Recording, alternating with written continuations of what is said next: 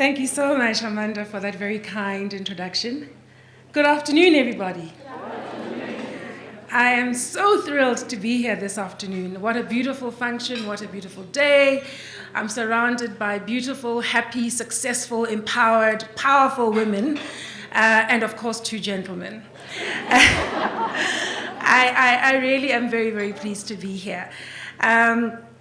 I was listening with great interest at the debate and the conversation we had a little bit earlier on. And indeed, this topic that we've got to contend with today, women, power, and money, is a big topic. And it covers such important and very deep-rooted aspects of who we are and want to be as women and as women in unison. So thank you to you, Jay, for arranging that we all get together and deliberate on what is a very important conversation. And thank you indeed for affording me the opportunity to share some thoughts. Now, the word power itself has so many aspects and facets to it. So for today, maybe let's ask that we define it as follows. The ability of an individual or a group to fulfill their specific desires and implement their decisions and ideas. Now, for many of us, with spring coming, we are going to be thinking a lot about self-will in the context of what we eat and do. But power is an even bigger topic. It's about power over what, how we go about allocating resources, how we go about providing opportunities, how we go about running even our own lives. The power, indeed, to choose one's individual path is undeniably central to our very being and should never be underestimated, provided that we know what it is we want, as we were reminded this morning. As a mom and a leader in my own organization, I'm constantly put in a position where I have to make decisions which I know are going to impact on the lives of other people in terms of them as employees and their families, but also on the nation. And I've got to keep reminding myself to get back to the center of my own being so that I am making the type of decisions that display appropriate levels of stewardship, appropriate levels of understanding my own responsibility as a leader, but also do make those decisions with the required level of integrity. Now, let me take a moment to tell you a little bit about our organization.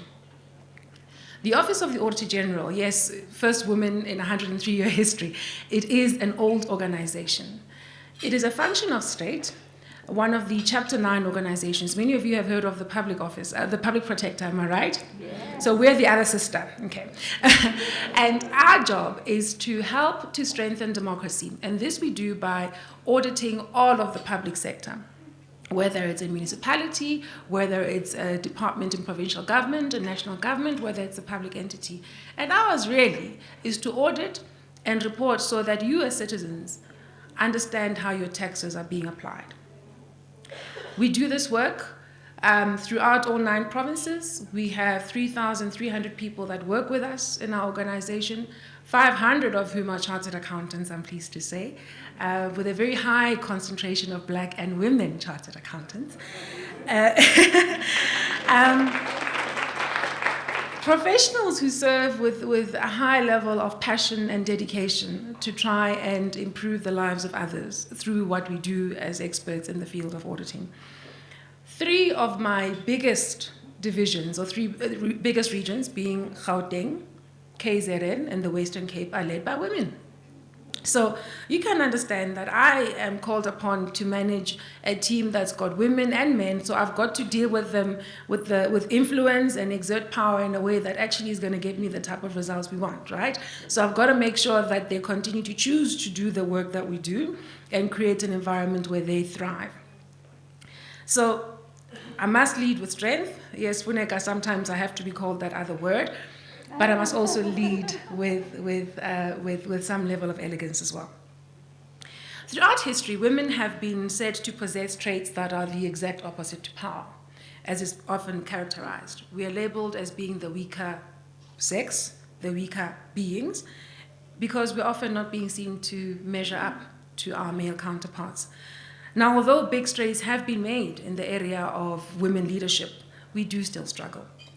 Individually, in all of our different roles, we strive to prove that we are not weak. We strive to hide our emotions, and we strive to work doubly hard to avoid being seen as being weak leaders.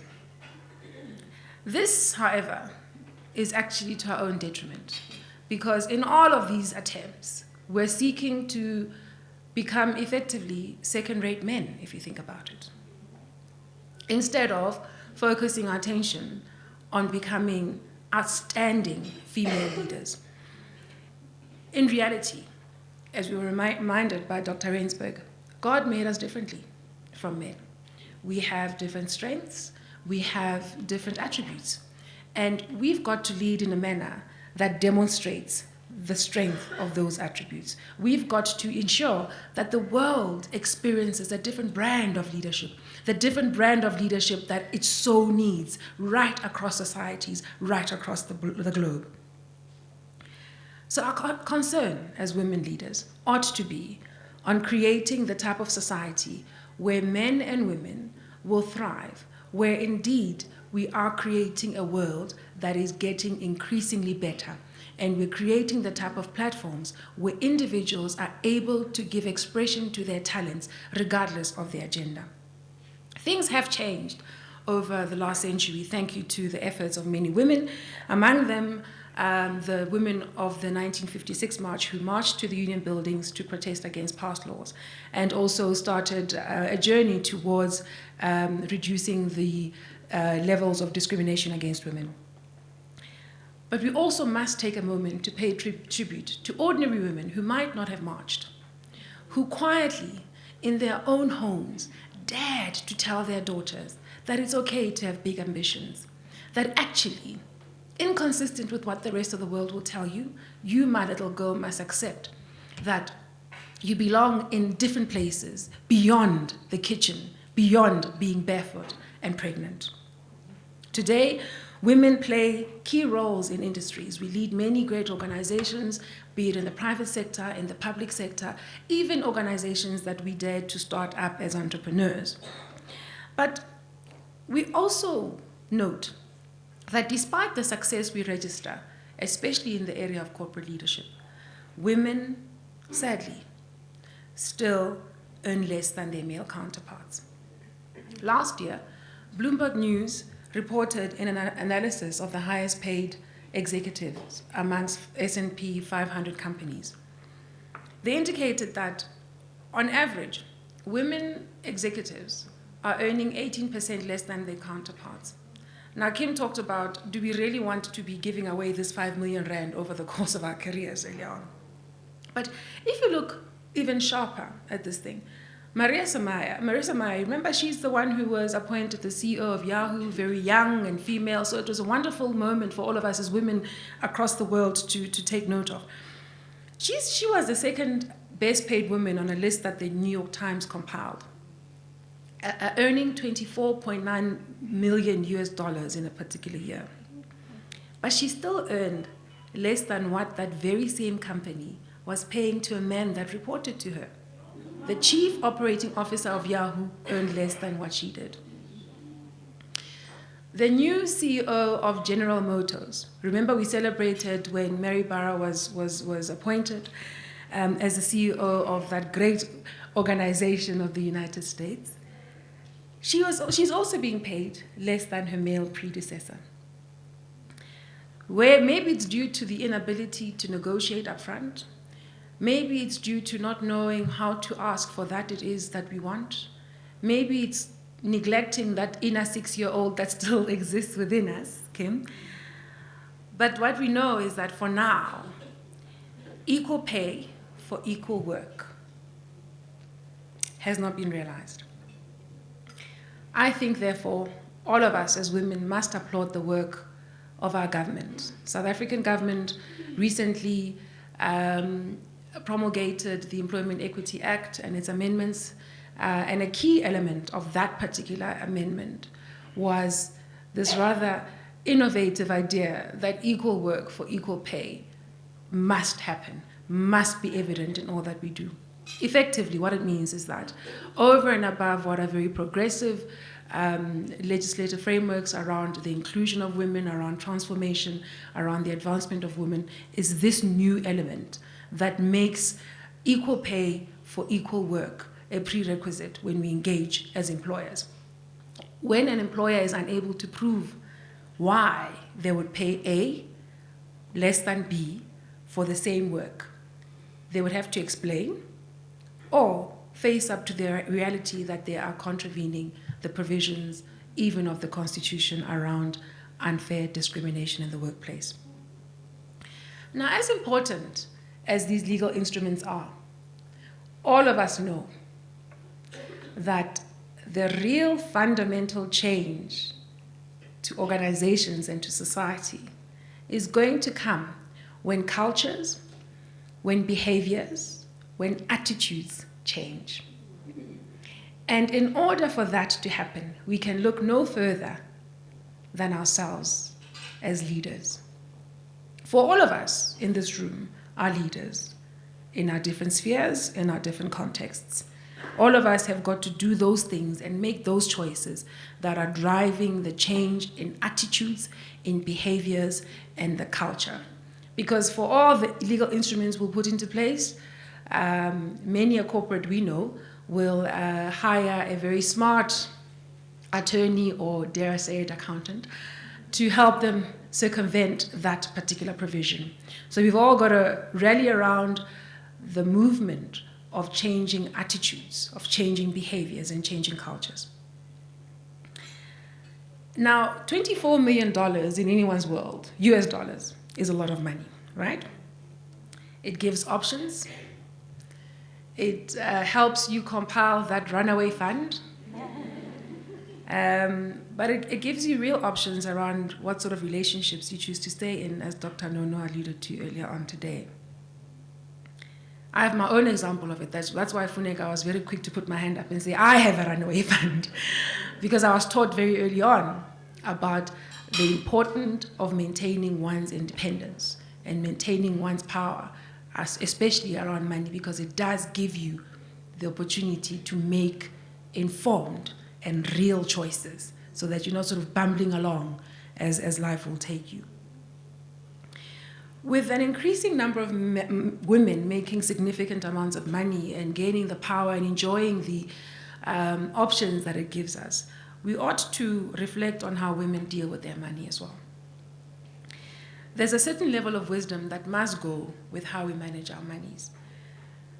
I believe wholeheartedly that money it's important, but it remains a means to an end rather than being an end in and of itself.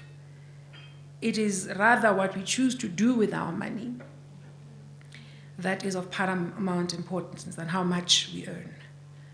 So I, like any other woman, enjoy nice shoes, good handbags, and I'm so glad we were given permission that there is a third that you can blow on these things, because it's important. But we know that as South Africans, we're not saving nearly enough money. We also know that as women and as mothers, we ought to teach our daughters by example. We also must set about creating the type of platform that is higher than where we began. So if you have the capacity to create an environment where your children don't have to opt out of university or opt out of full-time studies because they have no funds, you must actively take decisions today to ensure that that does not happen. All of us must ensure that young people are taught by observing how we deal with money in terms of how it is that they must deal with money. There's an interesting dynamic that's happening right across the world. As women earn more and become the chief breadwinners, so too society is called upon to change. For you see, pre-1970, before the birth control pill became available easily, women didn't have the options that we have today. So we can plan our education, we can plan our careers around the things we want, because many of us do want families, many of us do want children. We just want to have them when we think it's appropriate. And it's wonderful that we have this. But it means that the world is having to respond to these changes. Our men are having to respond to these changes. So we've got a generation that is having to rethink how families are organized, how responsibilities and roles are defined as we set about the work of raising kids and creating homes. About 2 years ago, Lisa Mondi, the US-based author and journalist, some of you may know her, she did an autobiography on the First Lady of the United States, Michelle Obama. Lisa penned an article that reflected on the feminist gains of working women, changing gender roles around men and women in the workplace, and implications for relationships between men and women. And she wrote about a Michigan family that had seen phenomenal change over one generation. In the 1970s, the father of this family was the sole breadwinner. He worked while the mother stayed home with their 6 children. Today, these 6 children have families of their own. What was interesting is that 5 out of these 6 families have women, the wives, the mothers, as the chief breadwinners. So it means that these 5 couples have actively made decisions about how they're going to organize themselves. In these contexts, the men took on the type of careers and jobs that give them flexibility so they can look after the young children and maintain a home and make life easier for the chief breadwinner, who's a woman. Sounds like how many of us tend to organize ourselves, right? Other way around, though. So it is obviously causing a space for very interesting conversations and negotiation between the 2 partners. And I guess what was striking for me is the reality that these 5 siblings didn't have their parents as a reference point. They couldn't say what happened at home. They also can't say what happens next door, because next door they're still struggling with the same thing. And that's what's happening, I think, in our society as well.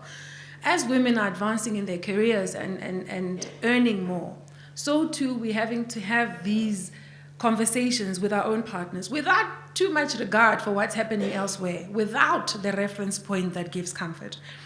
It is daunting, it is difficult, and women also are becoming resentful about how money is being spent and having to be responsible, because if you're a chief breadwinner, you can't really say my money is mine.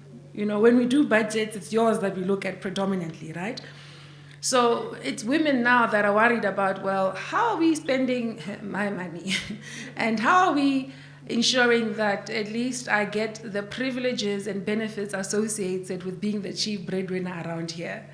Prof said he reminded people last year about who pays the bills. Well, it's the women in these homes who are reminding other people, but hey, I pay the bills.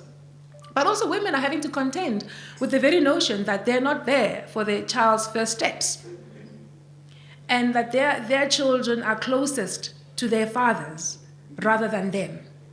And that's counterintuitive to what many of these women would have dreamt about when they're 6 years old, playing house or practicing walking down the aisle, as many a young girl does, when they were being read fairy tale stories by their mothers. That is not what they envisioned. So they're having to contend with this change. And of course it is challenging. Of course it causes resentment. The men themselves, the rational choice to say, well, my wife earns better, her earnings potential is better, so it's better that she goes to work. But he was raised in a family where it was the man that worked. You know, it was the man who came home and demanded to be served on a tray. But guess what? Actually, she's just as tired as you might be when you get home. So these are the challenges that all of us have to contend with. And I was interested when Funeka talked about women doing work that they're not being paid for. When I did some research, I spotted that Stats SA, in their gender report released just last year, indicated that women are earning more, they're working days that are just as long as their partners, but they get home and have to do more work, which leaves men open to go and socialize, go and study, stay connected, read the newspapers and all of those things. So it is challenging. It is extremely challenging. As daunting as all of these things are, the only place we can look for answers has to be within us, has to be in our ability to know what we want and to own the choices we make.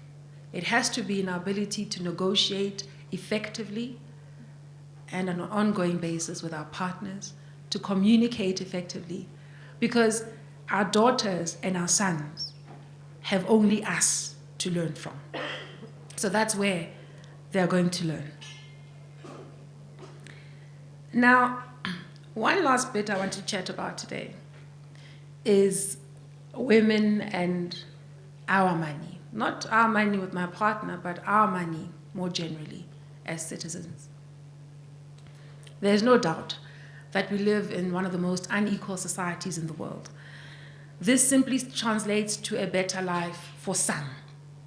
A better life for those who have access to opportunities, to resources, to employment, and a whole range of other empowering opportunities. The onus, therefore, is on those of us who have the power to allocate opportunity, the power to allocate resources, to do so in a manner that acknowledges that it is women, especially young women, that bear the brunt of this very unequal society. We know that it is women in different parts of our country that experience on a daily basis those triple challenges that face South Africa today: unemployment, inequality, and poverty. We know that it is women that rely so much on the consistent access to social assistance. We know that it is women who rely on having a state that's able to provide that social support, that social network, provide basic services more than anyone else. You and I can make our own arrangements largely.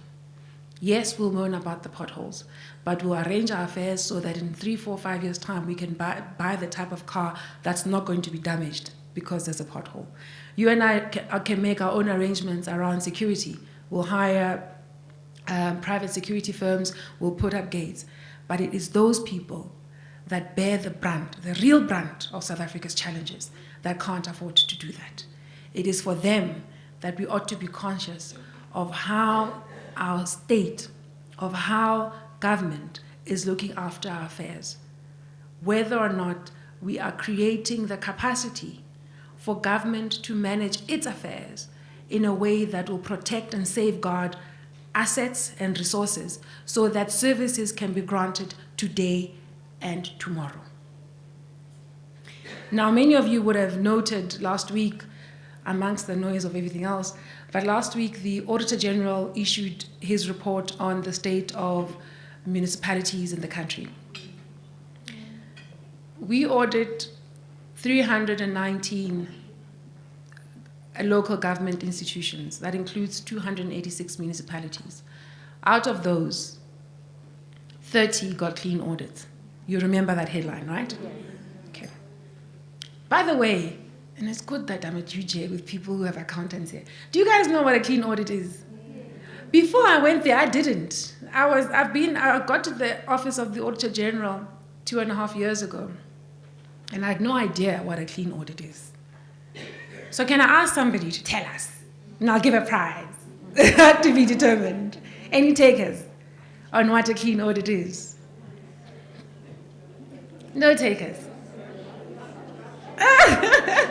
Okay, there's a hand over there. Yes, my sister. I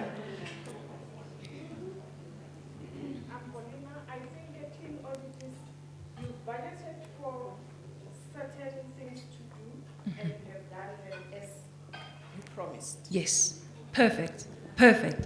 So, as a state institution, so say a municipality, you have budgeted to do certain things. You've then been allocated the money to do those certain things. You've specified these things that you're going to do. So you put together a performance report to say, I have done them. And then you have also promised that you will obey the laws of the country. Because you're an institution of state, you must obey the laws of the country. So you've also promised that. So if you're able to do 3 things, account for the budget that you've been given, as she rightly says. You've budgeted. And you're able to say, this is what I did with it. I've got a performance report, and I can prove to you, I said I would build 3 schools, here they are. I said I would fix 5 roads, here they are. I said that I would employ and pay 10 teachers, here it is. Okay? So you're able to say, this is what I did. And the last thing is to say, I observed the laws of the country in doing so. Those are the 3 things. So that's why we have what we call a clean audit. What it does, it indicates to you whether or not government or that particular institution, that municipality or that department has created capacity, institutional capacity, to be able to deliver these things that they've promised in a manner that's efficient, in a manner that's economic, and that's efficient, that's effective. So it tells you, has that municipality done that which citizens expect of it? And has it got the capacity to do so? So you also heard another headline from last week that consultants were paid 700 million rand to help municipalities prepare their financials. Remember that? So what it means is that those municipalities didn't have the capacity to put together their financials. So they went and hired a private sector external service provider, a professional accountant. And they said, come and help us put these things together. And it means, therefore, that this private sector person, who happens to also be a citizen, by the way, came and prepared these financials. But there were still problems with those financials. So it means that this private sector person, who's a citizen, didn't do what they were supposed to do. They didn't add value into the system. They didn't add value into building capacity for the state, and yet they got paid. So if you remember nothing else from last week, because I know we live in a very fast-paced world and there are many, many headlines all over the time. If you remember one thing, please remember that all of us have a responsibility to create capacity for the state to look after us as a society, all of us, whether you are running a municipality, whether you are lecturing people at university, because it is those that teach young professionals that must ensure that those young professionals understand the context within which they operate, understand the ethical responsibilities they have as professionals. So whether you are lecturing, whether you are a parent, whether you're a private sector service provider, all of us collectively have an immense responsibility to ensure that we use our power to build capacity for the state to manage its affairs for our benefit.